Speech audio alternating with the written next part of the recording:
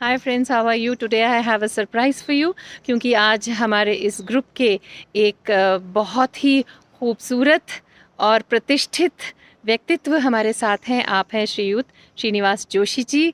तो आपको मिलवाते हैं इनसे। Hello sir. Hello, how are you?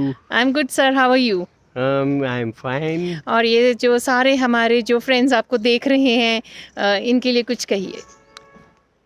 क्या कहूँ, मेरी समझ में नहीं आ रहा है, लेकिन शिमला के बारे में बात करूँ तो मैं ये कह सकता हूँ कि पुराना शिमला, हमारे ज़माने का शिमला और आज के शिमले में बहुत फ़र्क है। जी माल रोड में देखता हूँ मैं, बड़े कैजुअल लोग चले रहते हैं, जी जीन्स पहन रखते हैं और चप्पल पहन के चले रहते हैं। हमारे ज़माने में ऐसा नहीं होता था। जी हम खूब जूते को चमकाते थे और पैंट और कोट पहन कर चले जाते थे, टाई लगाते थे। जी और एक दफ़ा मैं बगैर टाई के चला गया ऐसे ही, जी और मैंने कोई कपड़े, कोट काट शायद नहीं पहना हुआ था, गर्मी के दिन थे। जी तो क्या हुआ कि मैं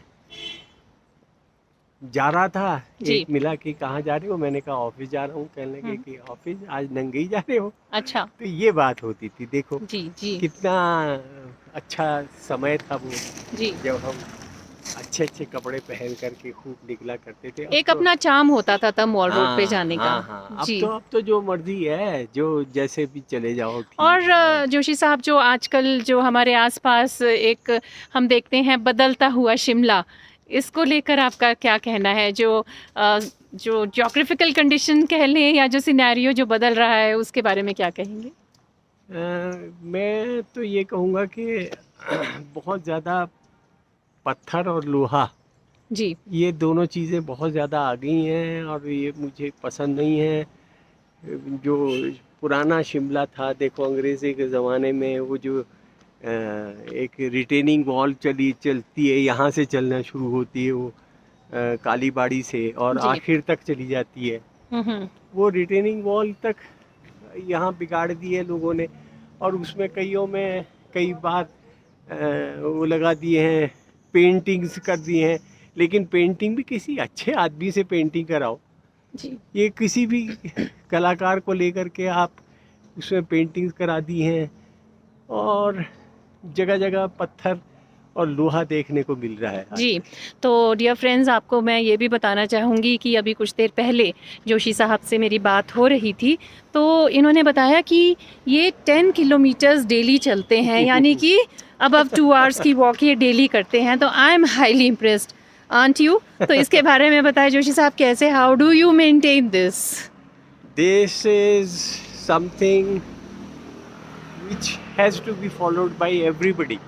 जी Walking is the most easy exercise, and one of the doctors had said that I have two doctors, my left leg and my right leg. जी So I make use of these legs and walk about 10 kilometers daily.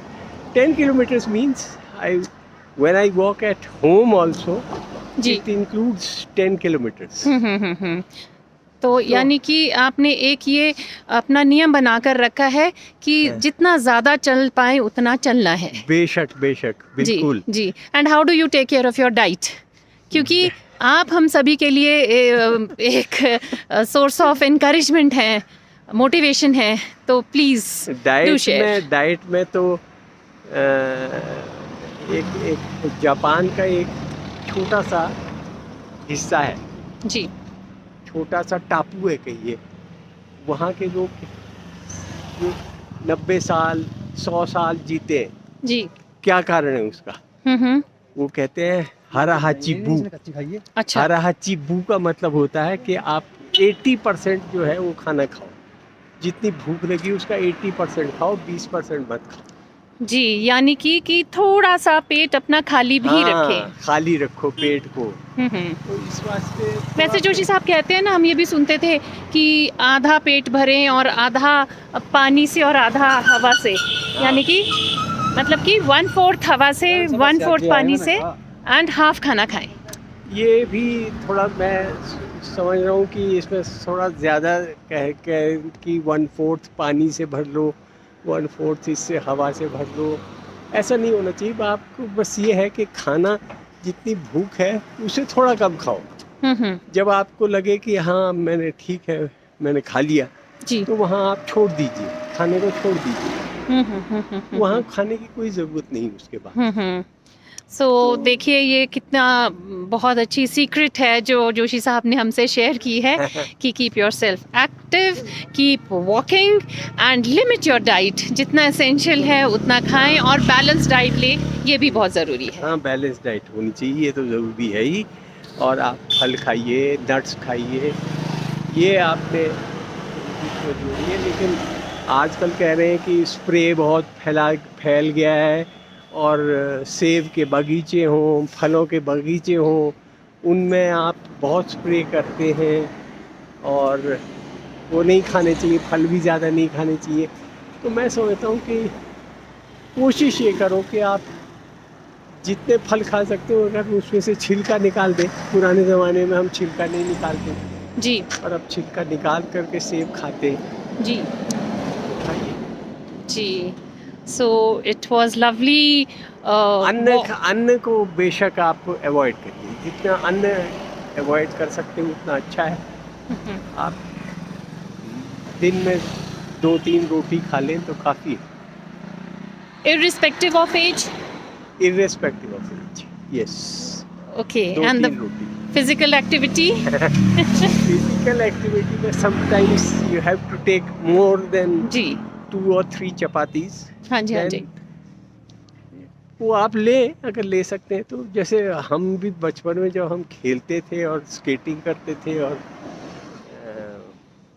हर किस्म की activity करते थे, badminton खेलने से YMCA में चले जाते थे, क्रिकेट खेलने अनंडेल चले जाते थे, तो ज़्यादा रोटियां भी खाते होंगे। So it all depends upon how much calories you are burning. That is also very essential. That is So very malnourished भी ना हो जाए हम। हाँ। तो बहुत अच्छा लगा जोशी साहब आपसे रूबरू होकर, और मुझे लगता है कि जो हमारे फ्रेंड्स हैं इस ग्रुप में उनको भी आज बहुत अच्छा लग रहा होगा आपको देखकर। So wish you all the best. Any message you want to give to your friends through this post? Message यही देना मैंने कि आप जो कोई भी काम कर रहे हैं, चाहे घर का काम कर रहे हैं, चाहे ऑफिस का काम कर रहे हैं, पूरे तन्मयता के साथ उस काम को करें।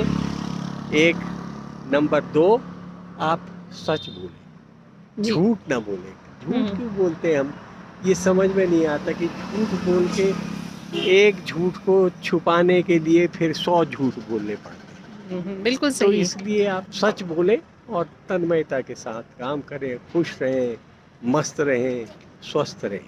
वाह, बहुत खूब। सच बोलें, पूरी तन्मयता से काम करें भी 100% in whatever you do, और खुश रहें और मस्त रहें। So this is the message that Shriyut Srinivas Joshi ji has given us today. Wish you all the best. See you later. Bye. Okay, Thank you, bye-bye. sir. Bye-bye. Bye.